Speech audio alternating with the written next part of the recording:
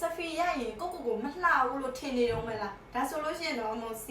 C-Fit 3လေးနဲ့ပေါ့နော်မိတ်ဆက်ပေးမယ် C-Fit 3လေးကကင်မရာဘိုင်းမှာဘာမှပြောစရာမလိုအောင်ကောင်းတယ်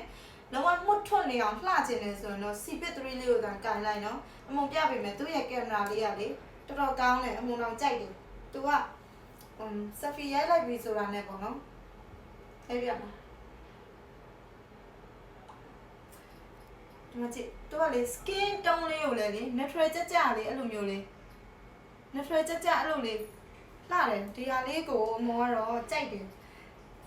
performance နဲ့ဒီ gain တွေပါစုံမယ်ဆိုလို့ရှိရင်လည်းသူ့ရဲ့ performance ကပြောစရာမလိုအောင်ကောင်းတယ်ပေါ့နော်ပပလေး design ကလည်းပပလေးနဲ့လုံးဝ